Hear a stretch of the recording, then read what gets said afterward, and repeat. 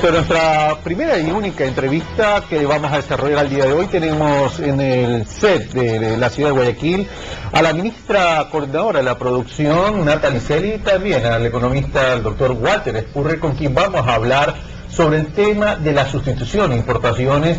Hoy un tema muy importante, responde a la visión del régimen. Recordemos que el Ecuador está dolarizado, requiere proteger su balanza comercial, requiere proteger su industria para garantizar empleo, así lo ha dicho el presidente de la República en algunas ocasiones.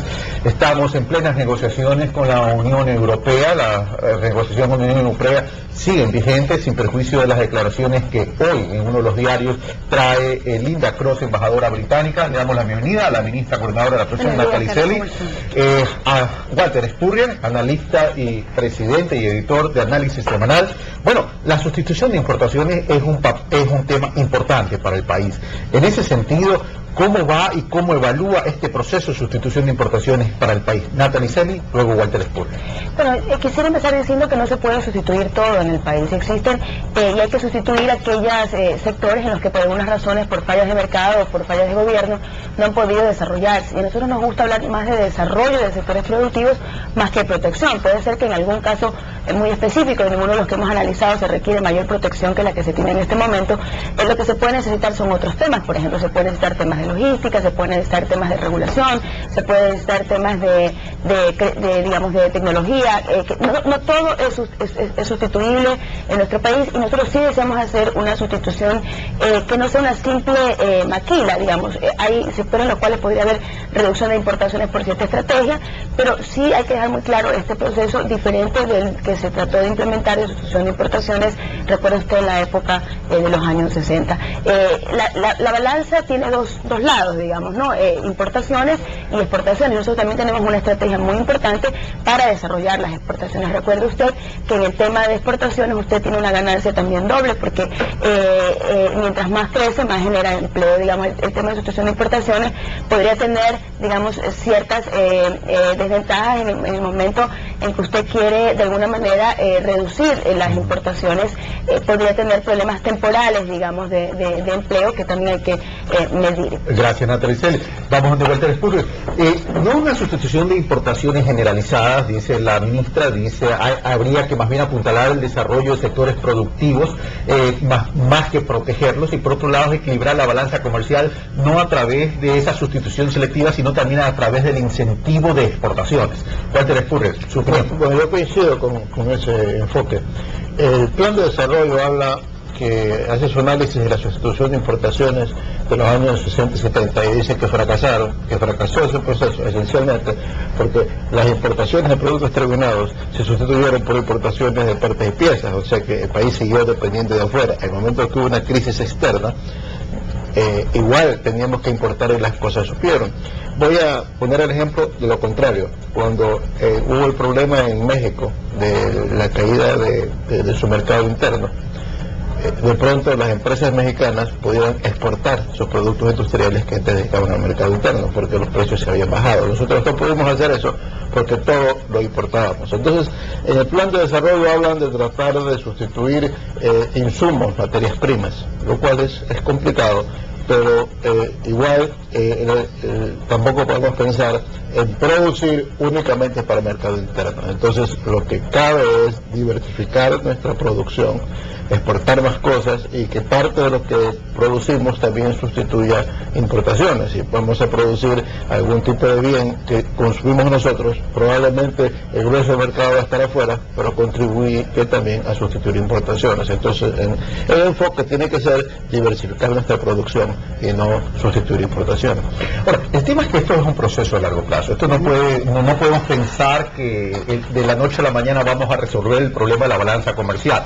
Y en este proceso de largo plazo, ¿cuáles serían estos desarrollos de los sectores productivos que queremos primero apuntalar, fortalecer, focalizar, y por otro lado, esta diversificación de producciones, hacia qué sectores tendríamos que orientar?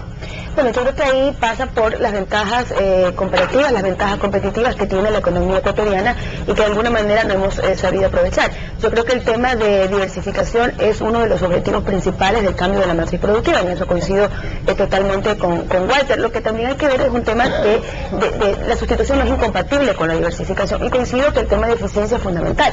Si nosotros, y por eso no me gusta el término de protección, nunca lo uso, porque si usted protege a un sector, ese sector se hace perezoso. Si ese sector no tiene competencia, lo que sí necesitamos es el mercado interno para tener ciertas economías de escala y poder exportar, y hay cosas en que no podremos exportar porque la economía de escala, la economía ecuatoriana no es suficiente, y otras en que naturalmente lo podremos hacer. Yo creo que allí lo importante es determinar cuáles son los factores en los cuales podemos incidir y trabajar, sea porque la coordinación sea desde el sector privado o la coordinación sea del sector público.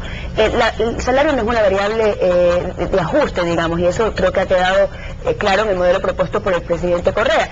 Y en ese sentido nos quedan otros factores que afectar. Por ejemplo, el tema de logística es fundamental para la competitividad de las exportaciones. Leía un estudio del impacto que tiene cada porcentaje que usted reduce en el costo logístico del país. Y si bien hemos avanzado muchísimo en los temas de competitividad sistémica en estos 4 años en términos de vías, yo creo que hay que conectar mejor el tema de logística, el tema de puertos, aeropuertos, y ese es el reto que tenemos para este año.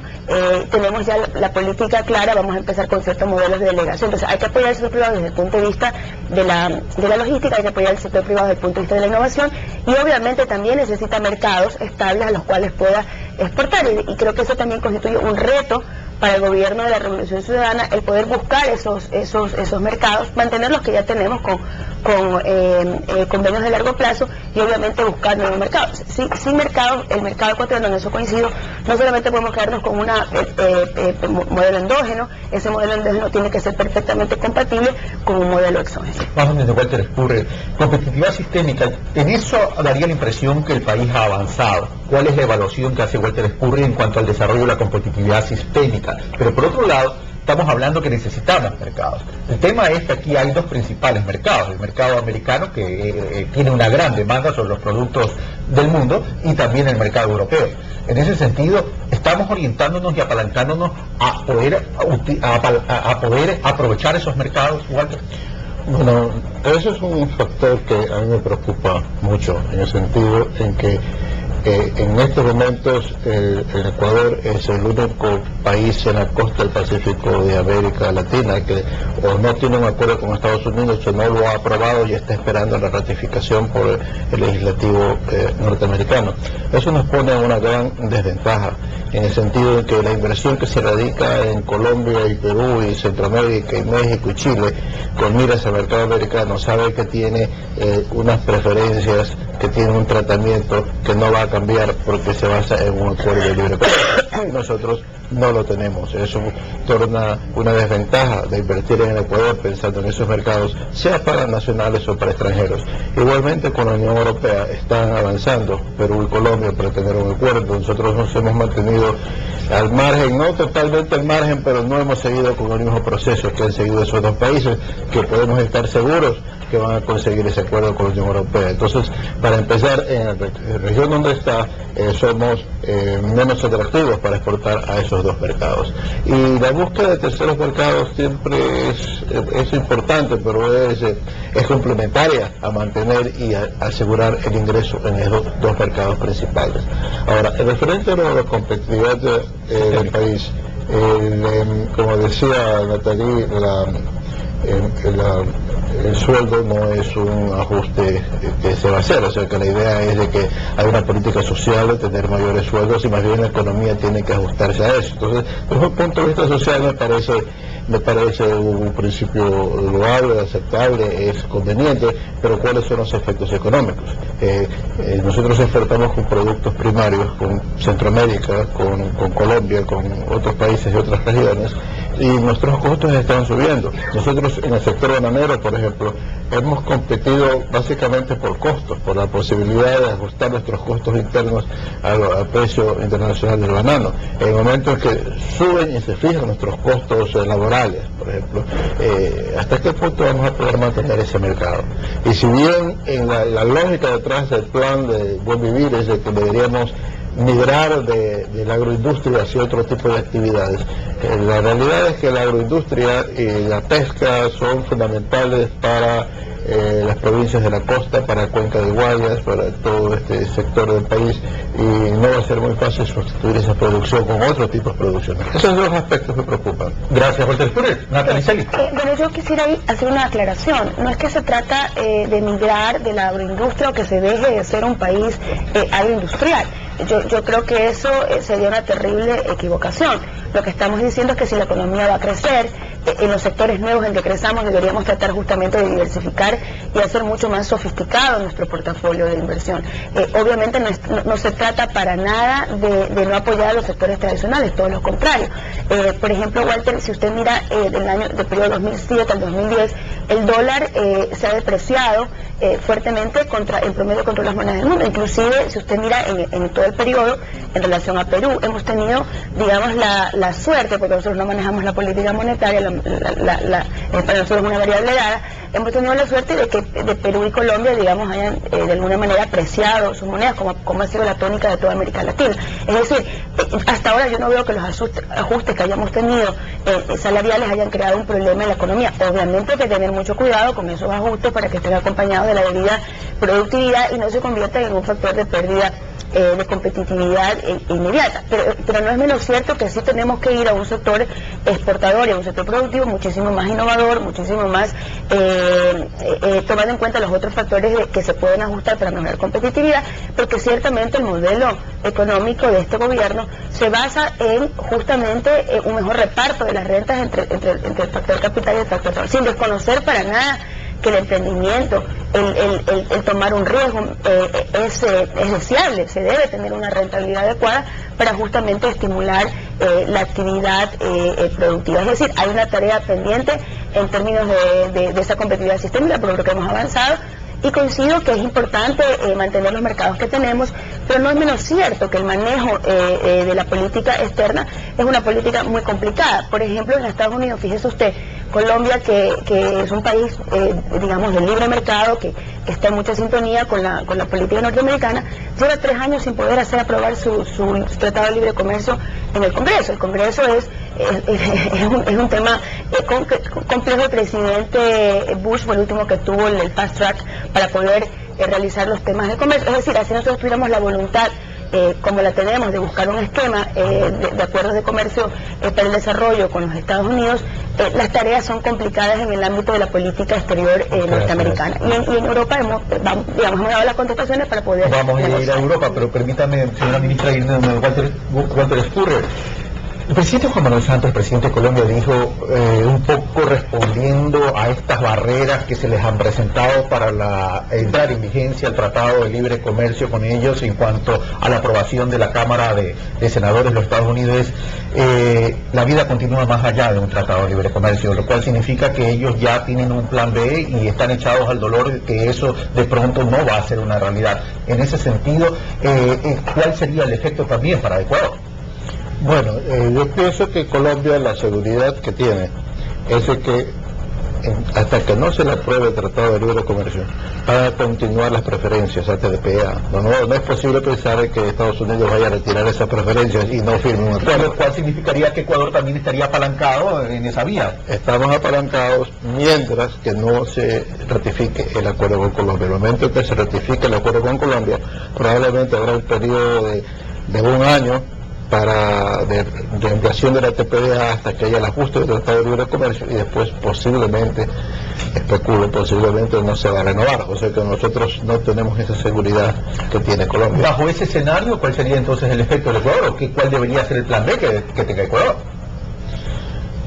Bueno, el Ecuador debe de alguna manera asegurar esas preferencias. Yo sí pienso que deberíamos buscar algún tipo de acuerdo con los Estados Unidos, porque esas preferencias no son muy importantes, porque de lo contrario los productos hoy amparados con esas preferencias van a tener un tratamiento inconveniente o desfavorable en relación con lo que tiene con otros países.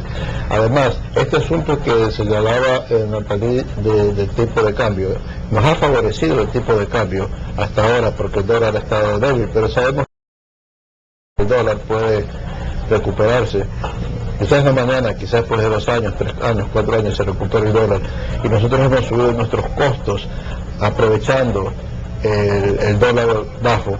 En el momento en que el dólar comience a fortalecerse, nuestra economía y nuestras exportaciones van a sufrir fuertemente.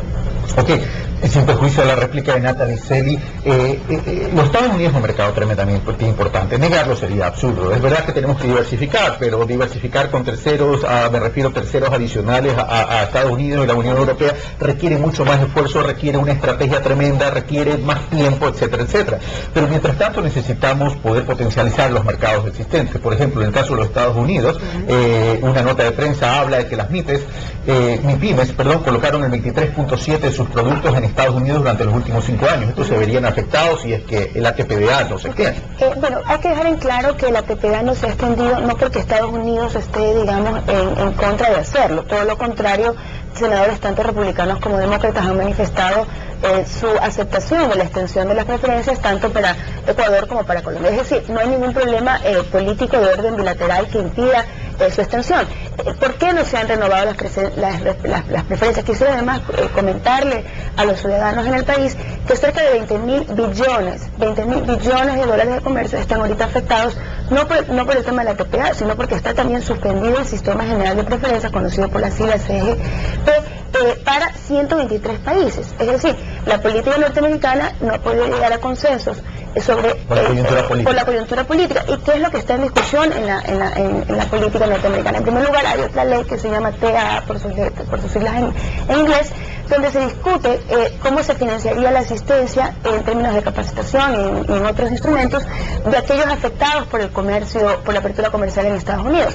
Entonces, fíjese usted que las discusiones no son tan distintas que las nuestras, en el sentido de que los legisladores están mirando si reducen el financiamiento para el college comunitario. Entonces los demócratas se oponen a esto, entonces no encuentran una manera viable de financiar. Y la otra discusión son los tratados de libre comercio de Colombia, de Panamá y de Corea. Es decir, los republicanos están presionando por una reestructuración completa del sistema de preferencias. Y ahí los intereses son muy lejanos a nosotros. Es decir, el sistema general de preferencias, que digo que también está suspendido, lo que está en discusión es si China se debe graduar de ese sistema, porque es un sistema de protección hasta que usted llega a un cierto nivel de desarrollo.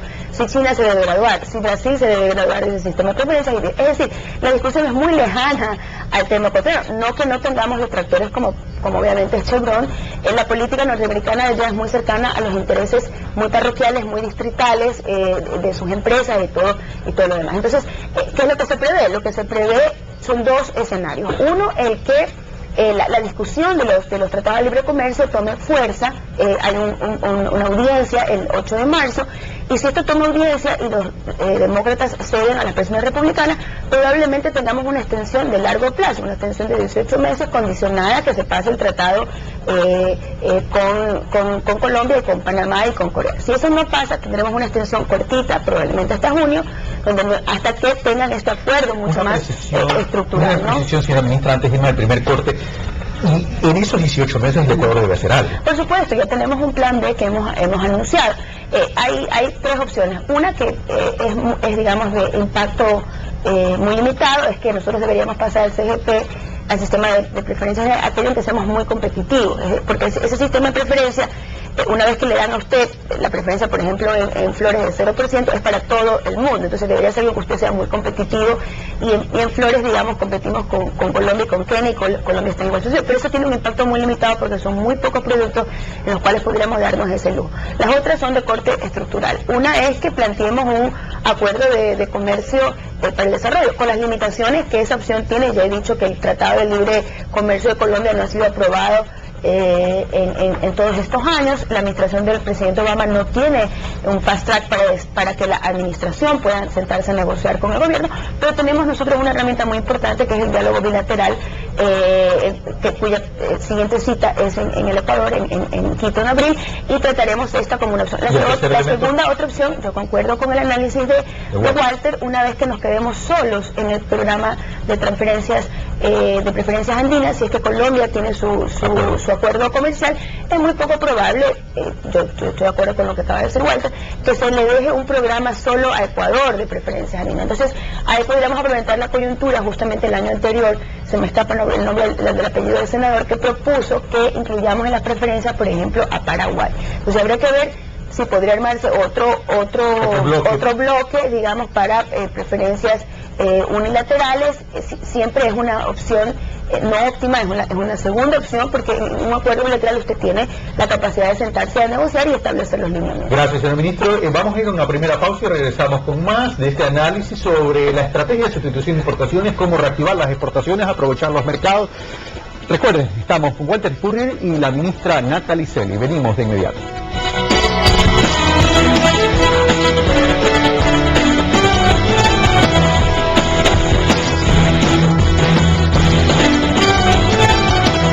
Continuamos, amigos televidentes, estamos con Walter Spurrier y Natalie Selly conversando y analizando sobre el tema de la estrategia de sustitución de importaciones selectivas y también la estrategia de incentivar, reactivar, fortalecer las exportaciones del Ecuador. Bueno, voy con Walter Spurrier para que puedas tener opción a opinar sobre la última intervención de la ministra, coordinadora de la producción. Ella habló de 3 elementos en caso de que no se dé el tratado, en caso de que se dé el Tratado de Libre Comercio, no se extienda el ATPA. Habló del sistema generalizado de preferencia, es decir, traspasar a ese sistema ciertos productos no de mayor impacto. También habló de una relación bilateral y poder instrumentar, aunque sea complicado el día de hoy, un acuerdo comercial para el desarrollo. Y un tercer elemento es la conformación de un tercer bloque para apalancarnos y extender el ATPA, que bien podría ser Paraguay, incursionando Paraguay. Ahora, el tema es, cualquiera de estos 3 elementos son complicados dentro del escenario. Entonces, las exportaciones ecuatorianas, ¿cómo se verían afectadas? Porque de hecho tienen que seguir trabajando, de hecho la vida continúa, como dijo Juan Manuel Santos, y de hecho tenemos que seguir atendiendo a aquel mercado. Walter Spurrier. Bueno, sí, sin duda la estrategia de plan B en función de esos 3 puntos sería lo adecuado, ¿no? No es lo óptimo, pero es lo que se podría hacer. El momento en que una preferencia que hoy tiene el Ecuador como país andino, que pase a ser general para todos los países, como bien señaló Natalie, solamente nos es aceptable si nosotros ya somos muy competitivos en ese sector y no nos importa, no nos afecta mayormente el hecho que otros países también tengan esa preferencia. El asunto es que si nosotros nos quedamos sin acuerdo de libre comercio con Estados Unidos, nosotros pues vamos a tener que ser más competitivos. Nosotros vamos a tener que procurar tener costos más bajos. Y en ese sentido, ¿el dólar qué papel va a jugar? Porque somos un país dolarizado, con lo cual tenemos también ahí tenemos una ventaja para una cosa, para algunos temas, pero en esto sería una desventaja. Bueno, aquí estaríamos sujetos a la ruleta de la relación del dólar con las otras monedas. En el momento actual, debido al buen manejo de la mayor parte de los países latinoamericanos en la crisis que acabamos de pasar, están entrando muchos capitales a esos países y no logran controlar su moneda se les está apreciando, pero eso puede cambiar a futuro. El dólar puede, en el momento en que la economía americana se recupere, el dólar puede comenzar a subir nuevamente, y en ese momento pues vamos a tener severos problemas. Por eso es que yo no estoy muy de acuerdo con una política de impulsar a la alza los costos internos, porque eso solamente es viable en la medida en que el dólar sea débil. En el momento en que eso cambie, nosotros podemos estar ubicados como un país de costos muy altos. Entonces, ese es un peligro importante para nuestras exportaciones. Por favor, Natalie Selly. Es que justo quería comentar en esto que Walter acaba de mencionar, digamos, porque los ajustes salariales de este gobierno pues han sido bastante criticados. Yo creo que en los temas de crisis fuimos bastante serios, bastante cuidadosos en relación al ajuste de la variable del salario.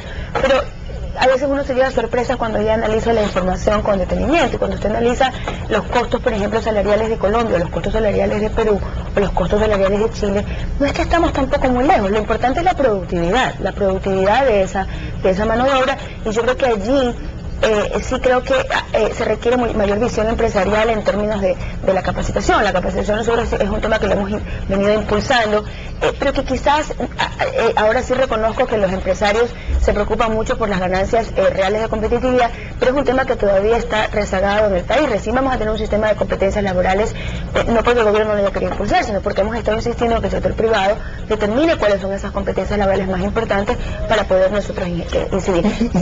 Y si bien se requiere una base de salario digno, ¿por qué no atar los excedentes a esa base de salario digno a la productividad? Bueno, es que nosotros en la determinación del salario, cuando no hay acuerdo, recuerde usted que los salarios se determinan en el país a través del Consejo de Salarios, donde hay una participación tripartita de los trabajadores, de los empleadores. Nosotros solo intervenimos cuando no hay ese acuerdo.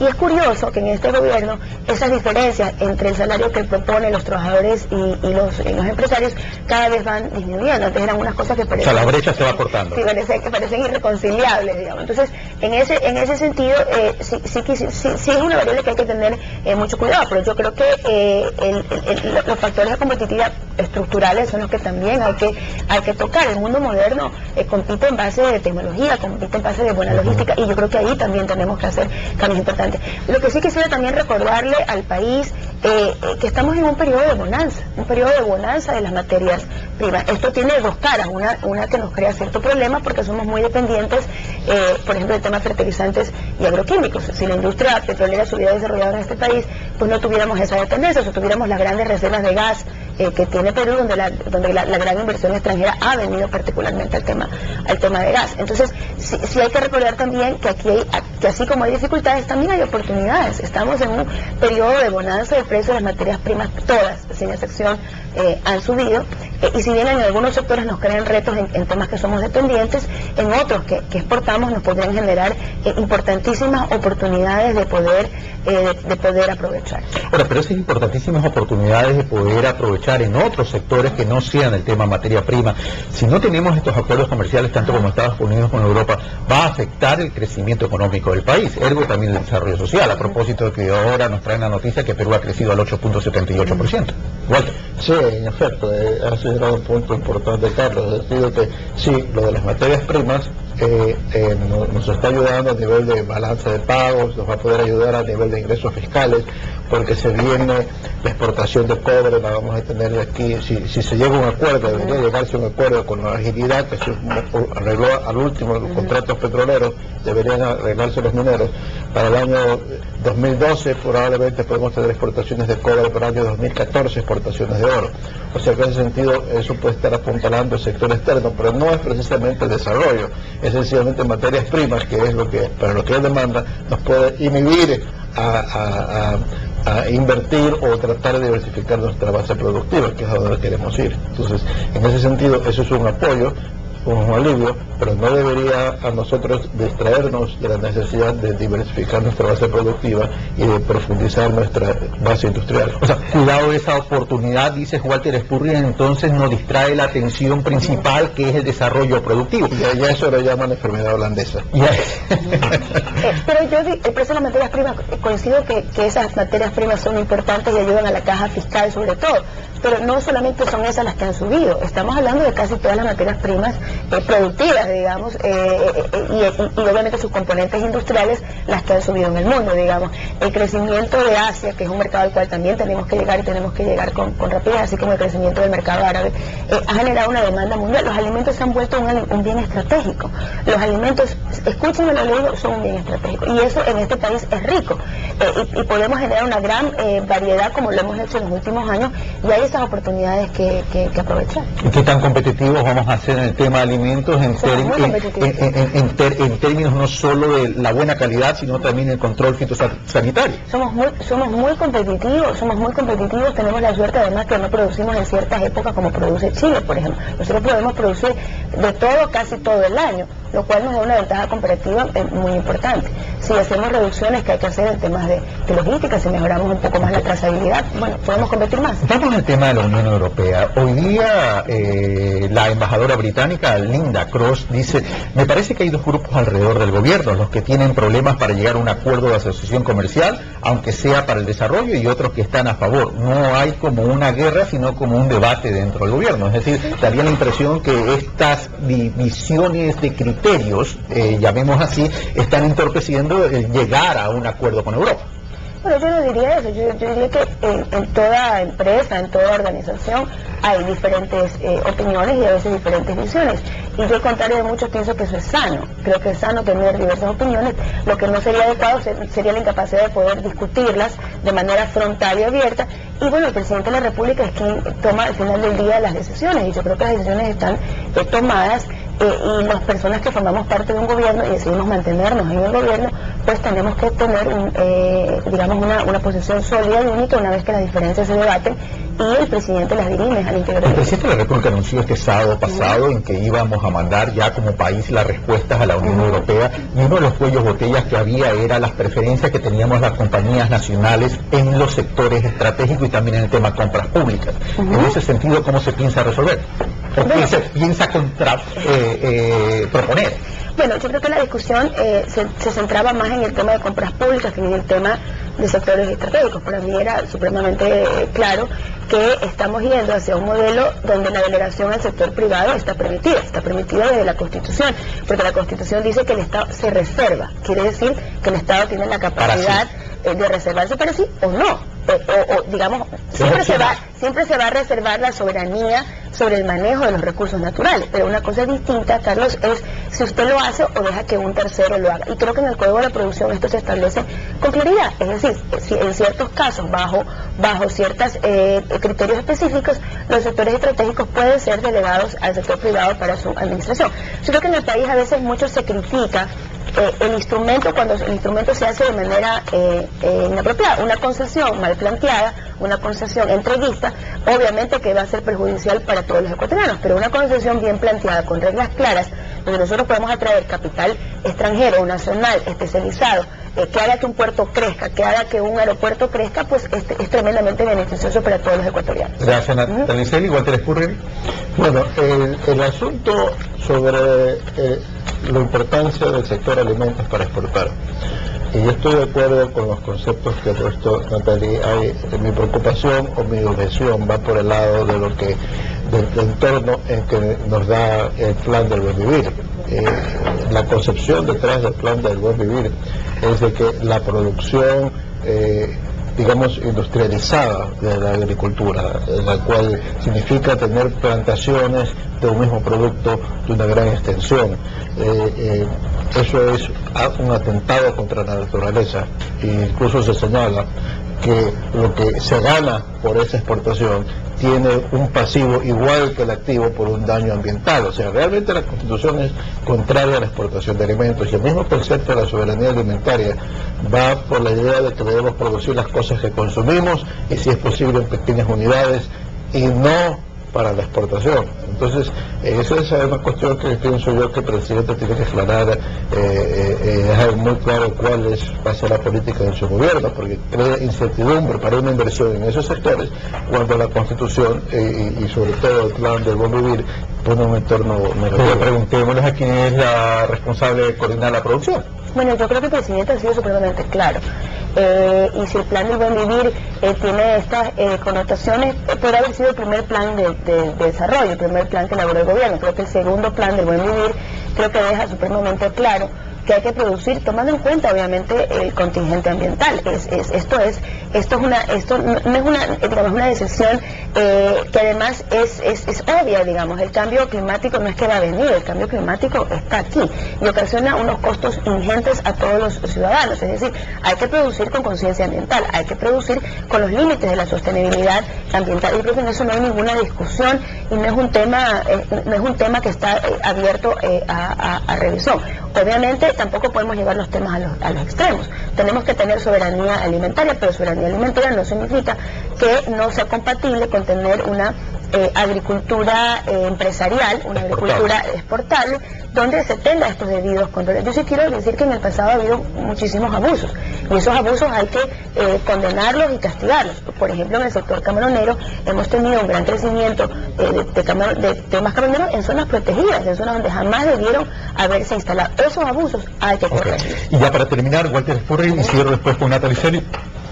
Una pregunta que le hacen a Lina Cross, embajadora británica, le dicen: el Código de la Producción también establece que el arbitraje internacional sea en última instancia y en condiciones que pone Ecuador. Contesta ella: el problema es el nivel de incertidumbre. Aunque el Código de la Producción es una ley que puede cambiarse en cualquier momento, se trata más de la señal que se envía al inversionista. Walter Spurrier, Natalie Selly, y terminamos. Bueno, creo yo que es un factor importante para los países occidentales, sobre todo, el tener para sus empresas, el tener una protección en el caso de disputas con el país, de poder tener una instancia independiente de definir quién tiene razón y quién no tiene razón y hasta qué punto es una disputa. O sea, someterse a una decisión de las Cortes en el Ecuador, por ejemplo, para una empresa europea o americana es muy riesgoso. Entonces, yo sí pienso que la no inclusión la no firma o la no vigencia de los acuerdos bilaterales de inversión en algunos casos va a disuadir a las empresas que van a preferir no invertir. En otros no, otros tomarán el riesgo, pero sí es un factor contrario a la inversión. Gracias, Walter Spurrier. Natalie Selly. Bueno, yo sí quisiera ser muy clara en este tema. Para digamos, la negociación o el establecimiento de un acuerdo de comercio para el desarrollo con la Comunidad Europea, el tema de los tratados de inversión no es un tema. Es decir, no es un tema que está en discusión, no es un tema que nos coarte el llegar a un feliz término del mismo. Yo entiendo las preocupaciones de la embajadora Cross y de otros embajadores me han visitado en relación a que sería preferible tener un tratado, los que se conocen como los tratados bilaterales de inversión. Nosotros tenemos una opción en el Código de la Producción que permite tener arbitrajes de común acuerdo, arbitrajes internacionales de común acuerdo, que puedan ser una salida a esta decisión, que es una decisión política del gobierno nacional. Eso no quiere decir que en algún momento podamos estar abiertos a revisar otras alternativas, como podría ser la renegociación de estos instrumentos. De hecho, en la Comunidad Europea se van a renegociar, Walter, todos los formatos de los tratados bilaterales de inversión. Como el propio Estados Unidos ha anunciado, también va a reformar sus tratados bilaterales de inversión. No sé para qué lado los irán a reformar, eso habrá que ver, si para mayor flexibilidad o menor flexibilidad. Entonces habrá que también entender cuáles son los elementos de renegociación que estas dos grandes potencias, no lo vamos con grandes asimetrías de poder político, no lo vamos a negar, tienen en este tema. En todo caso, no es un obstáculo, no es una limitante para poder llegar a un feliz término de lograr acuerdos en las otras mesas de negociación. Gracias, Natalie Selly, ministra coordinadora de producción. Gracias, Walter Spurrier, también por estar aquí en los estudios de Primera Hora, CNePlus, con quien hemos analizado sobre la estrategia de sustitución de importaciones, estrategia selectiva, por cierto, y también cómo incentivar la producción exportable en el país. Nosotros continuamos. Lorena. Así es, Carlos, nos vamos ahora